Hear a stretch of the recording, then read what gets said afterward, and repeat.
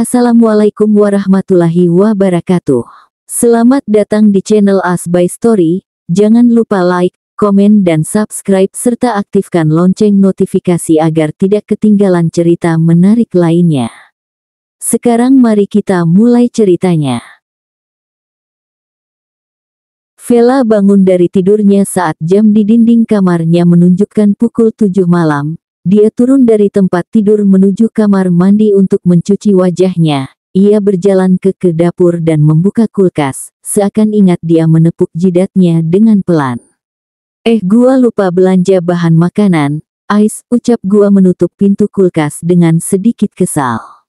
Dia kembali menuju kamar dan memakai sweater untuk pergi ke supermarket di depan komplek kontrakan dia. Setelah memastikan pintu rumah kontrakan dikunci, kan gak lucu kalau ada maling, dia berjalan santai sambil bersenandung menuju minimarket. Setelah sampai di supermarket dia membuka pintu minimarket dan langsung mengambil keranjang belanjaan. Ia berjalan menuju rak sayur dan memilih sayuran segar, dan memasukkan sayuran tersebut ke dalam keranjang belanjaan. Setelah hampir 15 menit keranjang belanjaannya sudah penuh terisi bahan makanan untuk seminggu. Kok ada yang kurangnya, pikir gua melihat keranjang belanjaan. Oh iya, stok buat ngemil gua kan belum, ucap gua berjalan menuju rak ciki-ciki. Dia langsung memasukkan beberapa makanan ringan ke dalam keranjang. Dia sedikit kesusahan saat mengambil makanan di rak paling atas. Dia berusaha melompat meraih makanan tersebut tetapi tidak sampai. Saat akan melompat lagi, Vela melihat tangan dari arah belakangnya mengambil makanan tersebut. Makasih. Sontak Vela membalikan badannya dan terkejut melihat orang tersebut. Pak Gemilang. Bapak ngapain di sini? Tanya gua menatap Pak Gemilang bingung. Tanpa menjawab pertanyaan yang dia lontarkan, Pak Gemilang memberikan makanan yang dia ambil tadi ke arah Vela.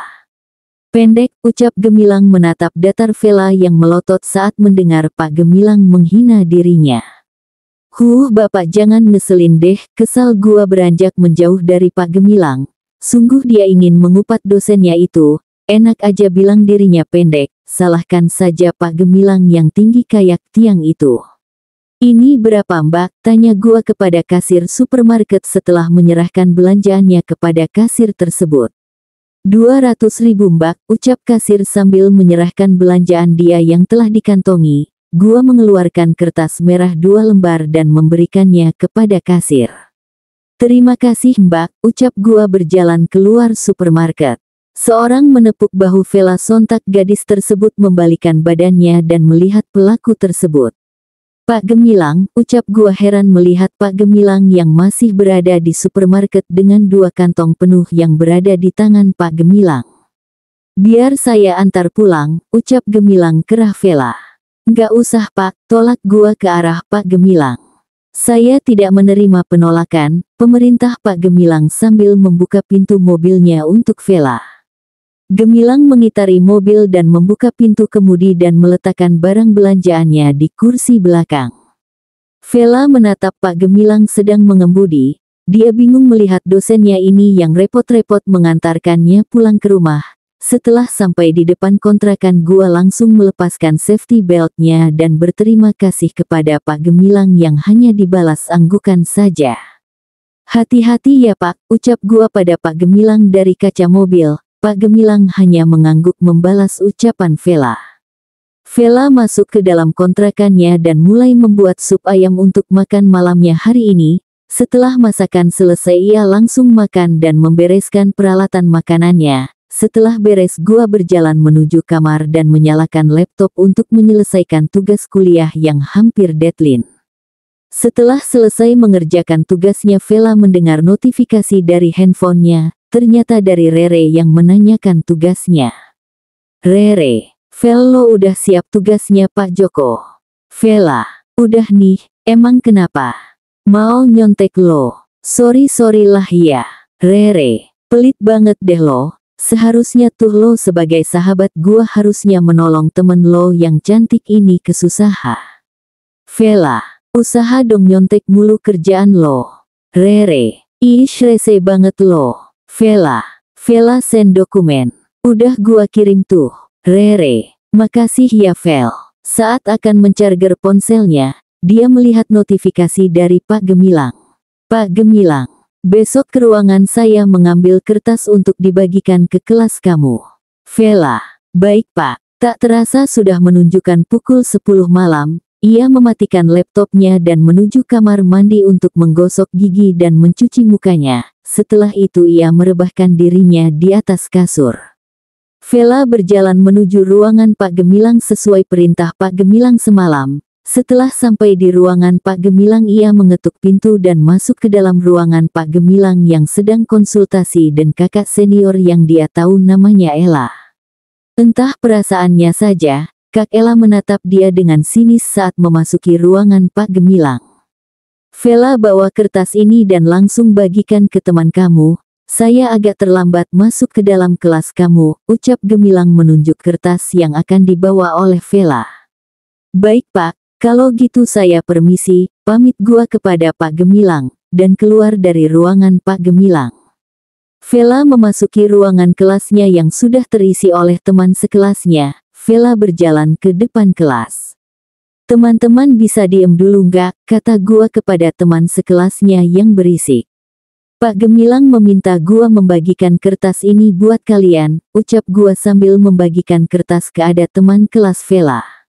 Setelah semuanya dapat, Vela duduk di kursi yang di samping Rere. Cie yang ngampel dulu ama Pak Gemilang, goda Rere ke arah Vela. Ngampel pala lo, umpat gua memainkan handphonenya sebelum Pak Gemilang masuk ke dalam kelas. Setelah 5 menit Pak Gemilang masuk ke dalam kelas Vela dan meletakkan buku di atas meja, dan memulai mengabsen seluruh kelas. Pak Gemilang berdiri setelah selesai mengabsen dan menatap datar kelas. Apakah kertas yang sudah Vela bagikan sudah kalian baca? Tanya Gemilang ke seluruhan kelas. Sudah Pak, jawab serentak kelas. Apakah ada yang ditanyakan? Tanya Gemilang. Kalau tidak ada ditanyakan saya anggap kalian sudah paham semua, ulang Gemilang ke seluruhan kelas dengan tatapan tajam. Pak, apakah Bapak bisa menjelaskan materinya dengan rinci? Jujur saya kurang paham Pak, tanya gua menatap Pak Gemilang di depan kelas. Bagian mana yang tidak Anda mengerti Saudari Vela, tanya balik Gemilang. Di bagian krisis ekonomi saat sekarang ini Pak.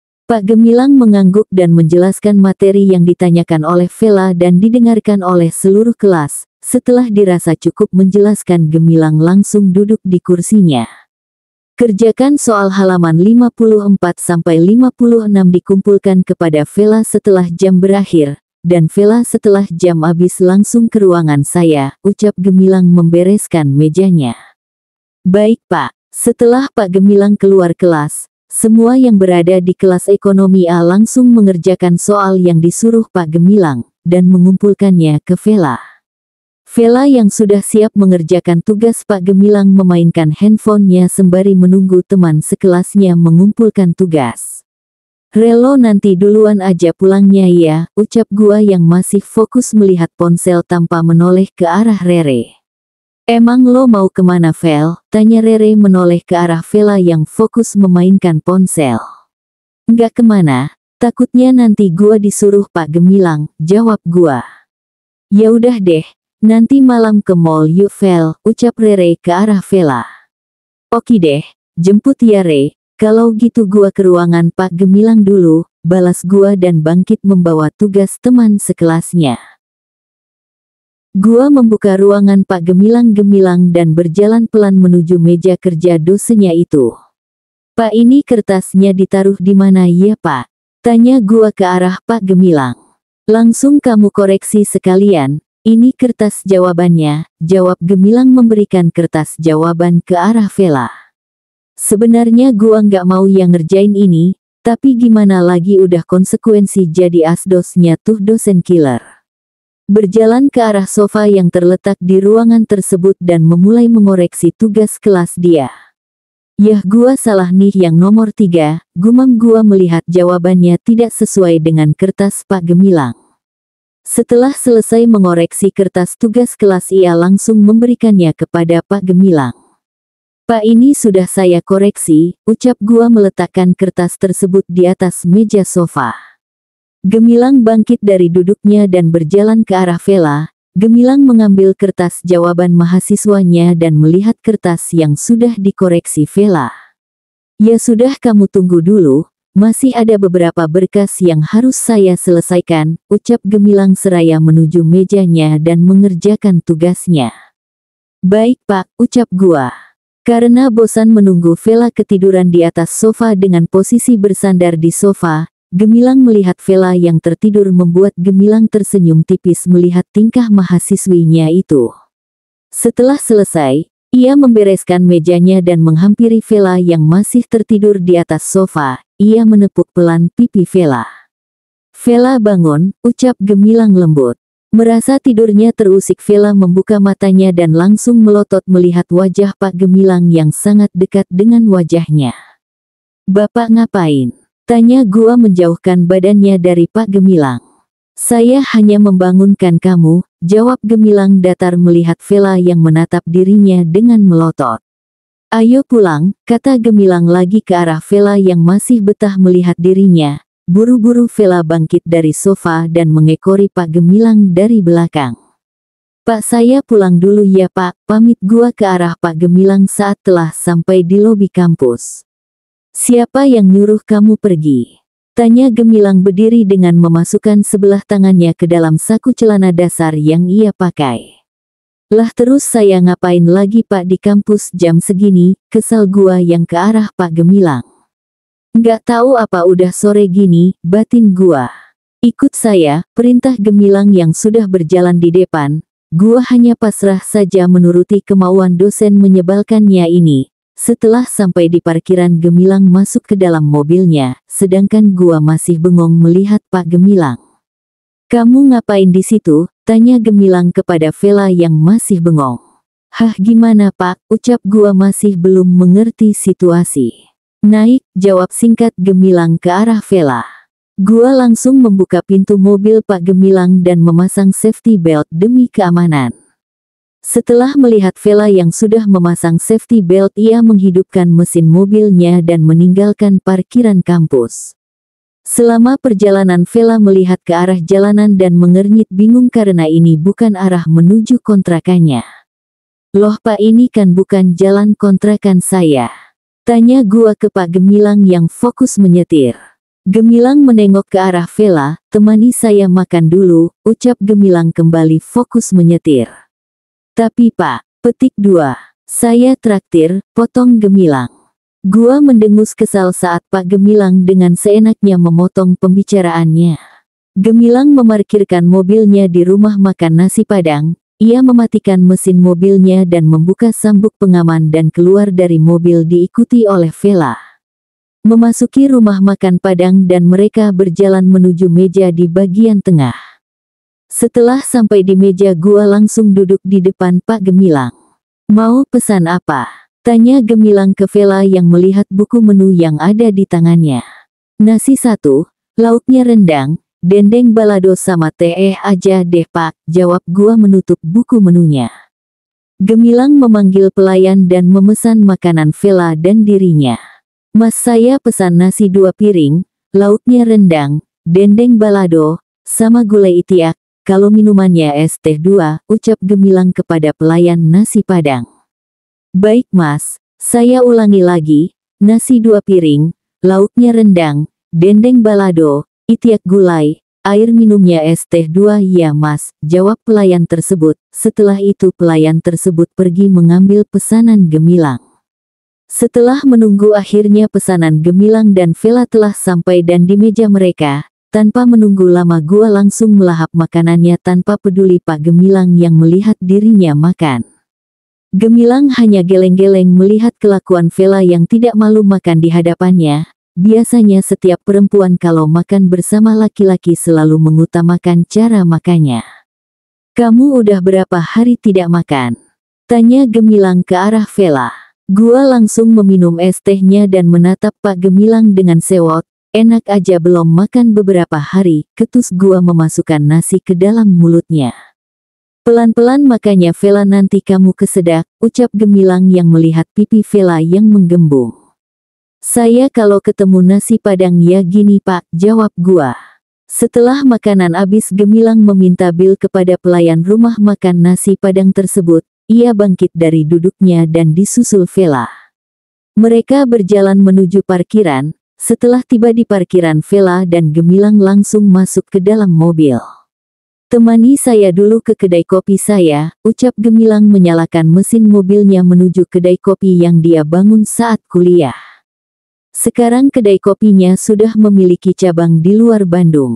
"Bapak punya kedai kopi?" tanya gua melihat ke arah Pak Gemilang. Gemilang memarkirkan mobilnya di depan kedai kopi miliknya. "Rio, tolong antarkan keuangan bulan ini ke ruangan saya, dan bawakan saya kopi milk," ucap Gemilang ke arah karyawannya. "Baik Pak," jawab karyawan tersebut.